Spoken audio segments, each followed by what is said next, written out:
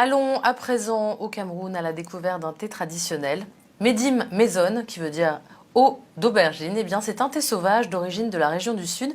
Il est devenu très répandu pour ses vertus thérapeutiques. Et la sociologue Nicèse Ngon est la première jeune camerounaise à se lancer dans sa production semi-industrielle. Aujourd'hui, le produit est vendu dans plusieurs supermarchés et certaines pharmacies aussi. Nos reporters Chimène Baleba, Pierre Parfait Ndongo et Cyril Nguijoy sont allés à sa rencontre. Il ne s'agit pas d'un thé vert, mais d'un thé à base d'aubergines sauvages, d'où le nom Medim Maison en langue béti. Le fruit est très réputé dans les zones forestières, plus précisément dans la région du Sud Cameroun. Nikez est natif de cette région et s'est très vite familiarisé avec cette boisson, autrefois consommée comme un apéritif. La jeune entrepreneur s'est inspirée de ses études en population et développement pour lancer la production semi-industrielle de ce thé made in Cameroun.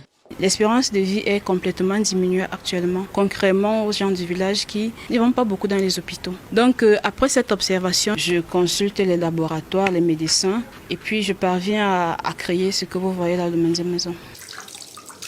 Elle le fait avec la plus grande attention. Les aubergines sont triées, lavées, puis conditionnées à une température normale durant 13 heures. À la fin, l'on obtient cette infusion qui, au goûter, a tout de suite un effet revitalisant. Ça me booste à l'immédiat le corps. Je ressens aussi que j'ai une nouvelle énergie en moi. C'est un produit qui nettoie complètement le sang. Nos parents le prenaient, ils n'avaient pas de problème de tension, ils n'avaient pas de problème de diabète, ils n'avaient pas de problème de kystes ou de fibromes, des choses comme ça. Fabriqué de façon artisanale, le thé traditionnel conserve ainsi toutes ses propriétés énergétiques et grâce à ses vertus médicinales, 500 à 1000 paquets sont écoulés par mois dans certaines pharmacies et supermarchés. Le produit est déjà commercialisé en France, en Angleterre et aux États-Unis. Cependant, l'entrepreneur redoute que sa production ne réponde pas à l'offre. L'occasion pour moi d'interpeller le gouvernement que voilà, j'ai commencé. Je me suis battue, j'ai même protégé à l'OAPI. Je vise le marché international, mais comment est-ce que je vais pouvoir m'en sortir si je n'ai pas de machine, si ma production n'est pas efficace? Vous n'avez pas de nom, vous n'avez pas d'argent. C'est difficile pour nous d'avoir certaines autorisations également.